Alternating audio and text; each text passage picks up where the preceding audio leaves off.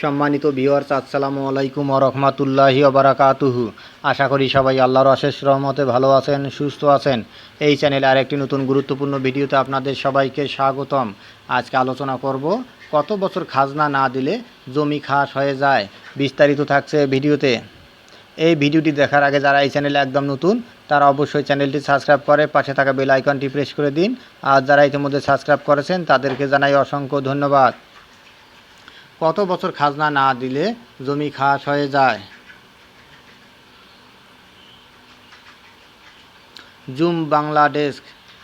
জমির মালিকদের ভূমি মালিকানা সনদ, certificate of land ownership CLO দেবে সরকার। কিউআর কোড বা ইউনিক নম্বর সংবলিত এই ভূমি স্মার্ট কার্ড বা সনদই ভূমির মালিকানা নির্ধারণের চূড়ান্ত দলিল বলে গণ্য হবে। ভূমি উন্নয়ন কর খাজনা দিতেও ব্যবহার হবে এই কার্ড। কোনো কারণে টানা 3 বছর কেউ খাজনা না দিলে তার জমি বাজেয়াপ্ত ও খাস করা হবে।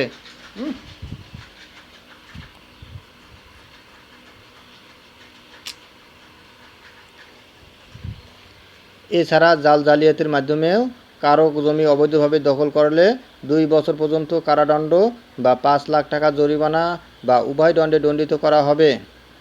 এসব বিধান রেখে ভূমি মালিকানা ও ব্যবহার আইন 2023 এর খসড়া চূড়ান্ত করেছে ভূমি মন্ত্রণালয়। আজকের পত্রিকার প্রতিবেদক ওবায়দুল্লাহ বাদল এর প্রতিবেদনে বিস্তারিত উঠে এসেছে।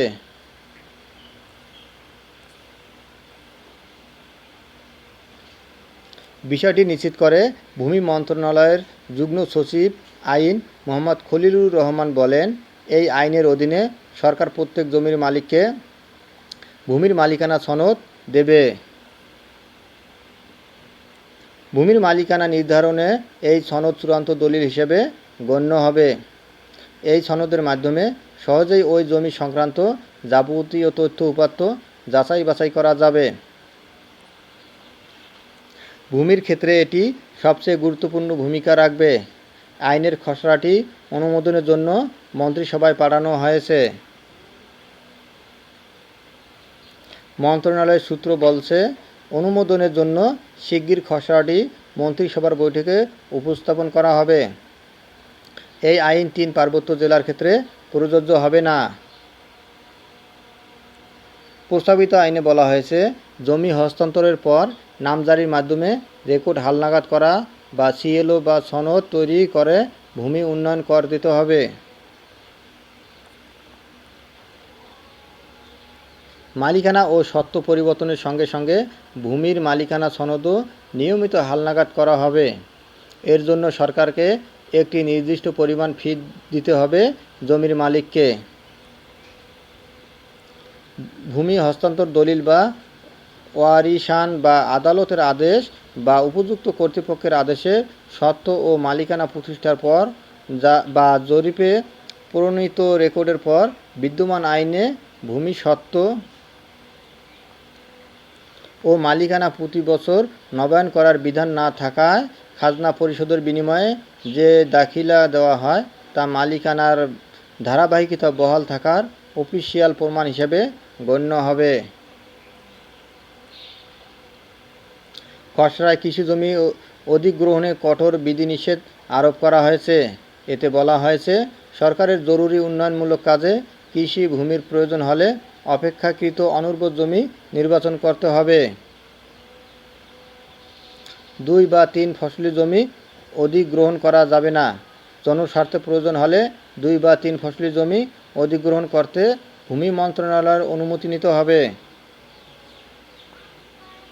জমি 2 বা 3 ফসলি বা তা নিয়ে মতভেদ দেখা দিলে জেলা প্রশাসকের নেতৃত্বে কৃষি সম্প্রসারণ অধিদপ্তরের প্রতিনিধি ও ভূমি অধিগ্রহণ কর্মকর্তার সমন্বয়ে গঠিত কমিটি সিদ্ধান্ত দেবে।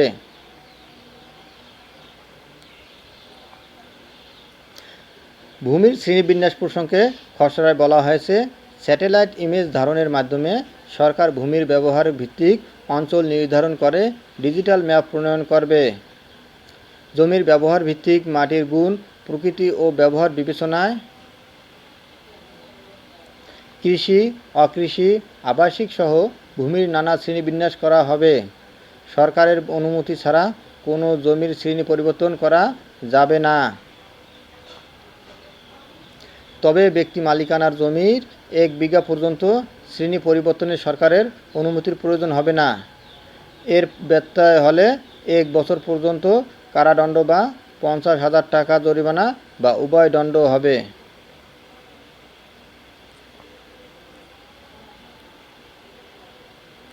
খসড়ায় বলা হয়েছে, অঞ্চলভিত্তিক ডিজিটাল ম্যাপ অনুযায়ী কৃষি জমি সরকারের অনুমতি ছাড়া অন্য কোনো কাজে ব্যবহার করা যাবে না। যে কোনো শিল্প কারখানা, সরকারি বেসরকারি অফিস, ভবন, বাসস্থান এবং অন্যান্য স্থাপনা নির্মাণের অনুমতি দেওয়ার ক্ষেত্রে অপেক্ষাকৃত অনুর্বর কৃষিজমি ব্যবহার এবং ভূমির সর্বোচ্চ ঊর্ধ্বমুখী সম্প্রসারণকে প্রাধান্য দিতে হবে। কৃষি জমি সুরক্ষা দিতে গ্রামাঞ্চলে বহুতল ভবন নির্মাণের ক্ষেত্রে ঊর্ধ্বমুখী সম্প্রসারণকে উৎসাহিত করতে সহজ শর্তে গৃহ ঋণের ব্যবস্থা করতে বলা হয়েছে।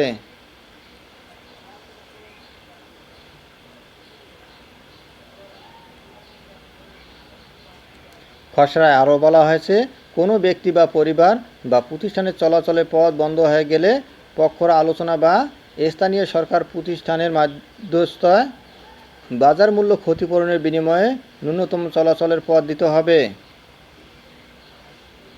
কোনো পক্ষ রাজি না হলে তা অপরাধ হিসেবে গণ্য হবে। এজন্য 1 বছর পর্যন্ত কারাদণ্ড বা 50,000 টাকা জরিমানা অথবা উভয় দণ্ড হবে।